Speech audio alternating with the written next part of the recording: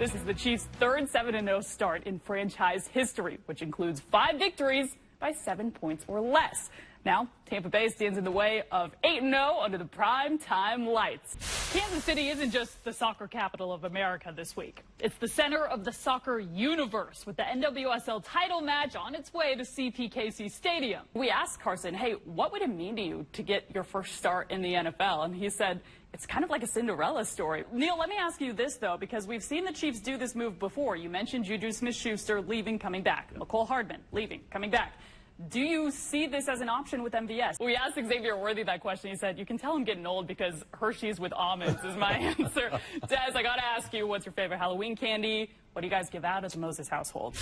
Entering the final week of the regular season, the Royals' postseason hopes are hanging in the balance. With 6 games left entering tonight, ESPN gave them a 59% chance to make the playoffs, making the boys in blue desperate for a win in the nation's capital. We're going to take you to the front of the line way over there in just a minute, but first, we want to show you the back. It's kind of hard to see here, but it wraps around the entire store. I'm hearing the frozen section is where this line ends. Coming to you with a bit of breaking news here from the sideline. We are just now learning that wide receiver McCole Hardman will play tonight. He popped up on the injury list late last week. Perfect timing because the receivers just came to the field. You can see McCole Hardman taking a catch there. It's a storyline we've been following all week. How is Patrick Mahomes feeling? He had quite the scare right in that back far right end zone 6 days ago. Crews are out here putting the finishing touches on CPKC Stadium as Kansas City gets ready to witness even more history as it happens.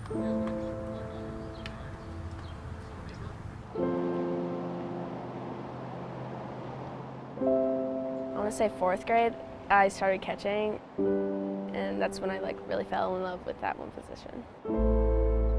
You can see the whole field and you're kind of in charge of most plays because you're always telling people make sure they're going to the right place and all that. So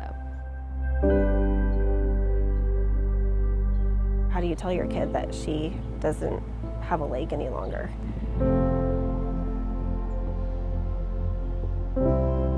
From her first days of T-ball, Brinley Hudson has always found a home at the ballpark. She just had the competitive nature, and it was natural. 2 years ago, Brinley, then 12, was kicked in the leg during a soccer game, a seemingly routine injury. we thought nothing of it. You know, I questioned that maybe she bruised the bone or something. But then a week later, it started getting really swollen and red. The night before the last day of school, she was like, it really, really hurts. On the last day of school, my dad took me to the emergency room. And then the next day, I went in for my first surgery. After 18 surgeries, they had to do a life-saving amputation. Doctors diagnosed her with a flesh-eating bacteria. It was life-threatening. It turned into a life-threatening situation pretty quickly. They couldn't keep up with the dying tissue, slowly destroying the 6th grader's leg. Her surgeon said, you know, unfortunately, we're struggling keeping her stable on the operating table, and we really need to amputate to save her life. And honestly, it's like, I just remember I literally couldn't feel my body. It was like the most bizarre thing, having to sign initial to allow them to take your kid's leg. But ultimately, just wanted her to survive. I wanted to play softball again, for sure. All she would keep asking is, can she still play softball? 47 days after being admitted, Brinley left the hospital. She was running 8 months later with her new prosthetic. Catch. Last fall, she started playing softball again. But just getting back on the diamond wasn't enough for Brinley. She wanted to swing for the fences.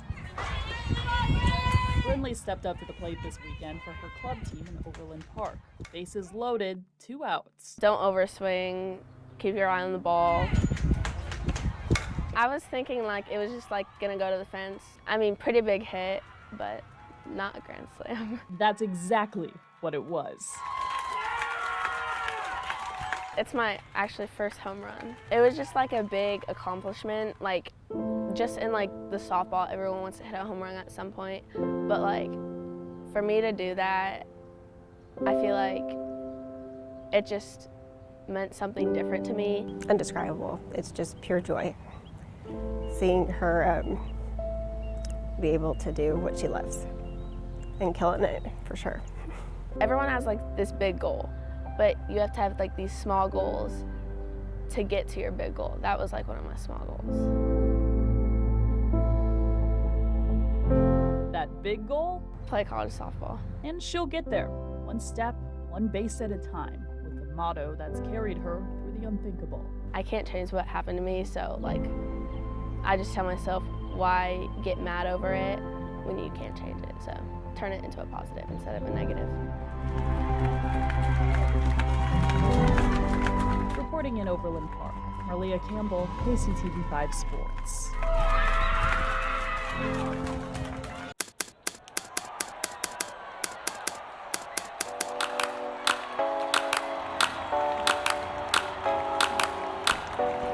Every so often, if we're lucky, the sports universe gives us one of those rare where were you when moments. It's unbelievable. The Royals' 2014 wildcard game certainly fits the bill, changing the lives of one family in the Metro forever. Whether you're young or old, whoever was watching the game, everybody has stories about it, right? Where they were. But for that team, they also affected the future generation like Brecken.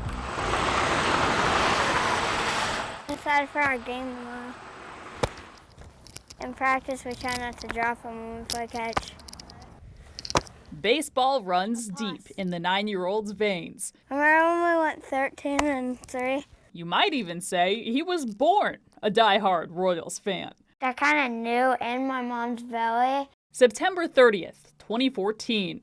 Jay and Heather Spear anxiously watched their Royals play the A's in a winner-take-all extra-inning classic. I am 9 months pregnant. I mean, jumping and screaming. The only one in the room not worried? Brecken, not even Earthside yet. I kind of knew, like, we were coming back, even though I wasn't, like, out yet, but I kind of just could feel it. I even posted on Facebook, I think this game's going to put me into labor. I just kept going, and then all the way through the whole night, and then went to bed, and then 3 in the morning, my water broke. Shortly after, out came 7-pound, 10-ounce Brecken Spear. Middle name? Hosmer. Of the Eric variety. Talk about a royal baby.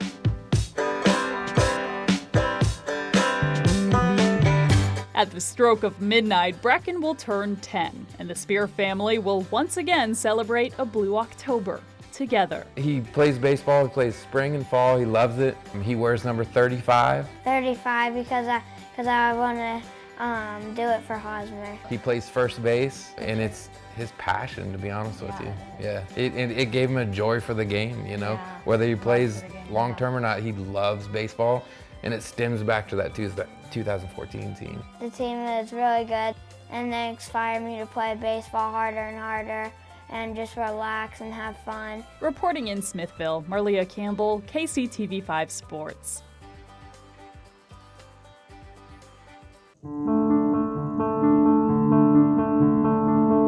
Art Still's toughest opponent was never on the field.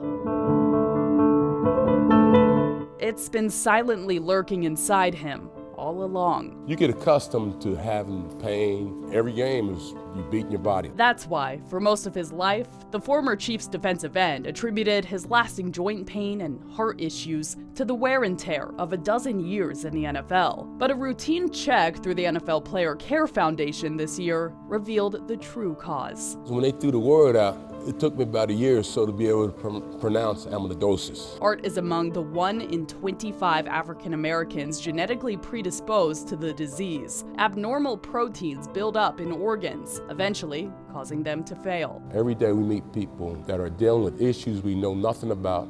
Be kind. The Chiefs Hall of Famer was left trying to cope with a diagnosis he knew almost nothing about. Little did he know, he had a new teammate across town going into battle with him. Oh, you talking about my brother from another mother? 1 in 100,000 people of Irish descent is diagnosed. I had a fatal disease, right? No treatments, no cures. I probably had like 2 years to live. Mike's diagnosis came 6 years prior, right before a life-saving drug became available in the U.S. Then he met art. This is like borderline miraculous. People look up to him and they'll listen to him. Breaking bread, or taco shells, the pair work to spread their message across town through their newly formed nonprofit, the Amyloidosis Army. They meet at community centers, churches, anywhere they can get their message out. I had carpal tunnel and those types of things, and I didn't go to the doctor. By the time people find out about it, it's usually too late. Their goals, awareness and early detection. I'll be 29 next week. No, next month. I'll be 69. So, just say, 15 years ago, maybe I wouldn't have this heart problems and all. It's not as rare as you would think. It's out there. A simple swabbing of your mouth can maybe make a big difference. As long as I'm breathing, I'm fighting. Where there's life, there's hope. You never know. I mean, tomorrow they could get a cure. I used to think, football and all, but then, as you start aging, you find out the most important sport out there is life.